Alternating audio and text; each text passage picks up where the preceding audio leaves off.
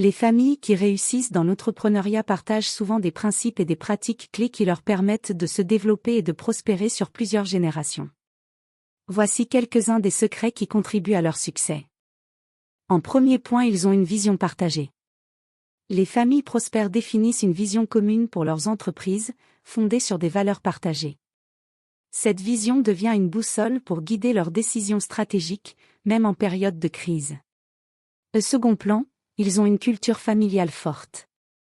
Une culture de confiance, de respect et d'ouverture est essentielle. Les familles qui réussissent encouragent le dialogue entre générations, ce qui permet de mieux gérer les conflits potentiels et d'assurer une cohésion.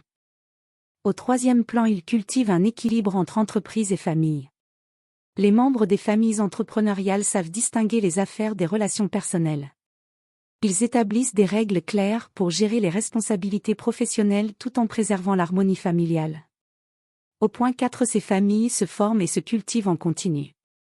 Les familles entrepreneuriales investissent dans la formation de leurs membres, que ce soit par l'éducation formelle, le mentorat ou des expériences de travail dans d'autres entreprises avant d'intégrer l'entreprise familiale. Au cinquième point, planification de la succession. La planification proactive de la relève est cruciale dans ces familles, cela inclut la préparation des jeunes générations à prendre des rôles de leadership, ainsi que la mise en place de structures juridiques et fiscales adaptées.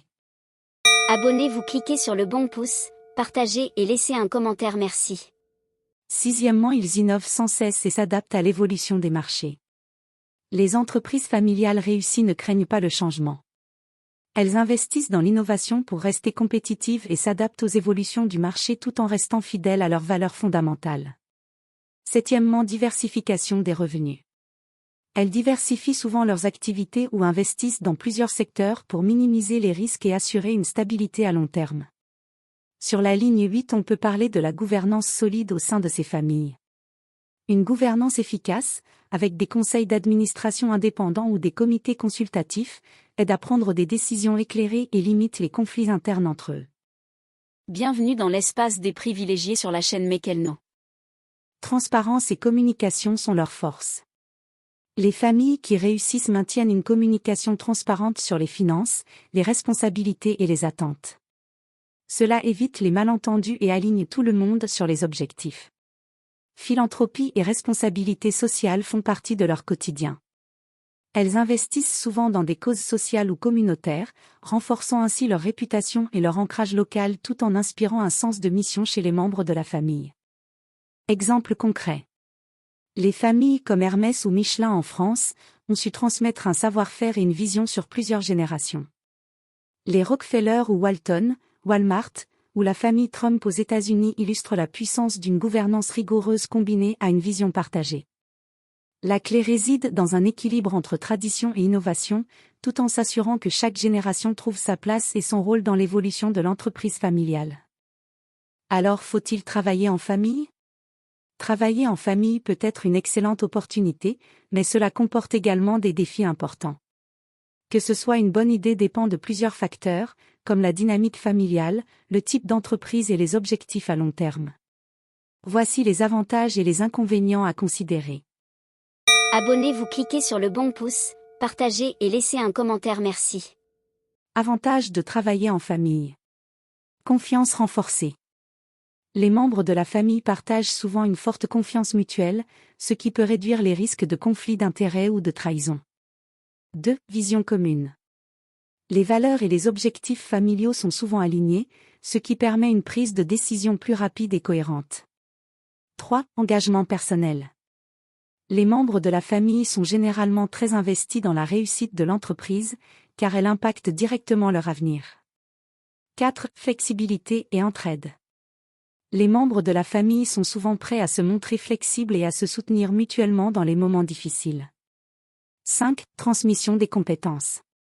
Cela permet de partager des compétences, des savoir-faire et une culture d'entreprise spécifique à la famille, tout en assurant une continuité générationnelle. Inconvénient de travailler en famille.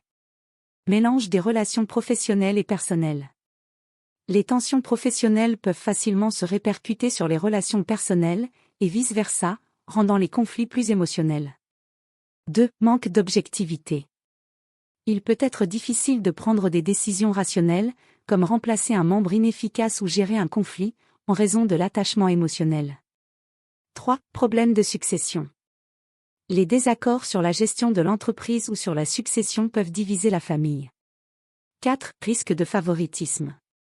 Les perceptions, justifiées ou non, de favoritisme envers certains membres de la famille peuvent générer des frustrations. 5. Manque de compétences externes. En se concentrant uniquement sur les talents familiaux, l'entreprise peut manquer d'idées nouvelles ou de compétences diversifiées qu'un collaborateur externe pourrait apporter. Quand travailler en famille peut être une bonne idée. Si les rôles sont bien définis, assurez-vous que chaque membre de la famille a des responsabilités et des objectifs clairs. Si la communication est ouverte, une communication régulière et honnête est essentielle pour résoudre les conflits et aligner les objectifs. Si l'entreprise est bien structurée, une bonne gouvernance, avec des processus professionnels, comme un conseil d'administration externe, peut aider à éviter les problèmes personnels dans les décisions professionnelles. Si chacun est qualifié pour son poste, engagez les membres de la famille uniquement s'ils ont les compétences nécessaires pour contribuer à l'entreprise. Alternatives possibles. Travailler en famille mais avec des conseillers ou employés externes pour apporter une perspective impartiale. Distinguer les relations personnelles des relations professionnelles avec des réunions spécifiques pour chaque domaine. Limiter les implications familiales aux actionnaires, tout en laissant la gestion opérationnelle à des professionnels. En conclusion, travailler en famille peut être très enrichissant si les bases sont bien posées et si les défis potentiels sont anticipés. Cependant, cela nécessite une maturité émotionnelle, une organisation rigoureuse et une bonne dose de communication pour éviter les écueils.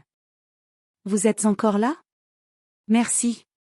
Abonnez-vous, activez la cloche pour les prochaines vidéos et cliquez sur le bon pouce.